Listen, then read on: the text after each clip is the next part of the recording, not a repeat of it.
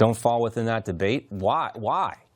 The three women you saw there call themselves Mangionistas, and they represent a larger issue with this leftist culture who may have made out Mangione to be some sort of modern anti-hero. Dr. Carole Lieberman joins us now. She's a Beverly Hills psychiatrist and best-selling author. It's great to have you with us, Dr. Lieberman. Thank you. So, I mean, there is a historical precedent here, right? We had the Manson family. I mean, Ted Bundy was accused of killing all kinds of women, and there were still young girls that showed up outside of his court hearings fawning all over him. But today, with the social media aspect of this, there's actually a whole entire industry based around this type of behavior. What's driving it? Well, with Mangione, there are two things driving it. One is that what he did, you know, the horrendous killing, touched a nerve with Americans, not just women, but the idea that you're not getting paid. Insurance companies are not paying you to get the proper treatment that you need. So there's that level. But with these women, that's not so much of it. Doesn't seem like it's so much about that. There's also this, as you mentioned, there. Brian Koberger is another example, you know, where we had women fawning over him as well. It's the bad boy concept. I actually wrote a book about that.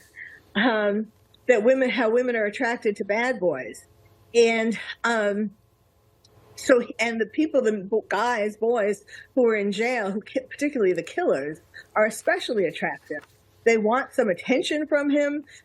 These girls wanted attention in general, just from the public. And they have fantasies, you know, that they want to be his girlfriend. And if they were his girlfriend, they'd be famous. They'd be able to, it's kind of like the story of pulling a thorn out of a lion's paw, that they're the ones, here's this killer, but they're the ones who tamed him. Yeah, that's, you know, become kind of a meme that women feel like they can be the one to fix these guys sometimes, but it never works out that well. You know, this, you know, for the fact that they have these city-issued press credentials, do you think it's irresponsible for the city of New York to legitimize them this way?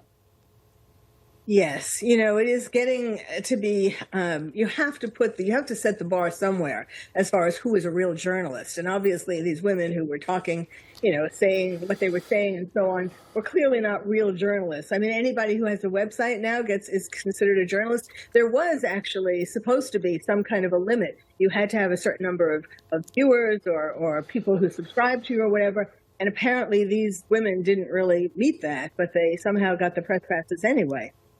It's mind-boggling. Excuse me. I also wanted to ask you about the San Diego shooters manifesto, which has now been released by the FBI. It's all over the place. They claim that they hated women, they hated black people, they hated, excuse me, all immigrants, legal and illegal.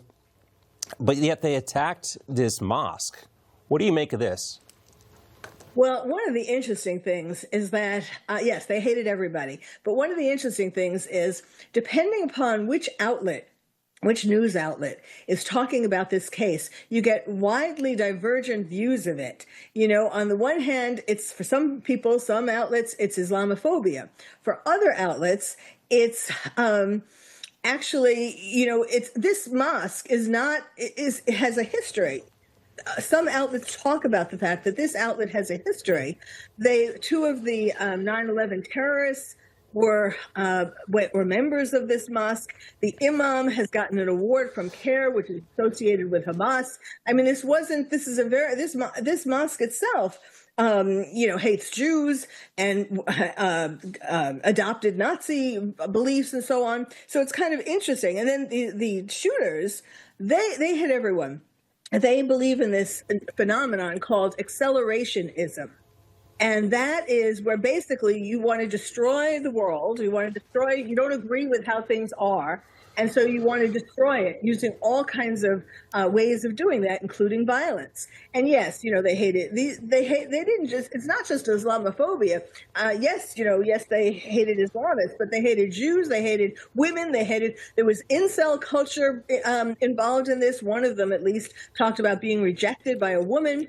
They combined, this is accelerationism. They combined all this hatred into one. And this is a very scary warning sign for the future. You know, there is so much hate building up Do you think it's possible that they targeted the mosque just because it was there? Like it was one location that contained one of these groups of people that they hated. Their hate seemed to be universal. They also specifically called for the assassinations of President Trump and Vice President Vance. It seemed like they just hated everything, and maybe this mosque was just in the way. Well, yes, I mean, but it is a very well-known mosque. I mean, I would think that they might have known, for example, that two 9/11 hijackers went to that mosque. I'm not sure how much they knew about the mosque, but yes, their hatred, they were equal opportunity haters. Yeah. And clearly, you have to look into their childhood. How do you grow a child that has so much hate? There's obviously something wrong in that family, some dysfunction, is to say it lightly. Yeah. Well, we know that there are still potential charges, too, for the parents based on the fact that the two shooters were able to get a hold of the weapons. Also questions about staffing levels of police, too, after the mother initially alerted police about this. So many angles to go here. But, Carole, great to get your insight both on the Shooter's Manifesto in San Diego and this crazy Luigi Mangioni death culture. Just sometimes it's very difficult to understand this stuff, but thank you for helping us try to sort it out. Great to see you, Carole. Thank you. Dr. Carole Lieberman.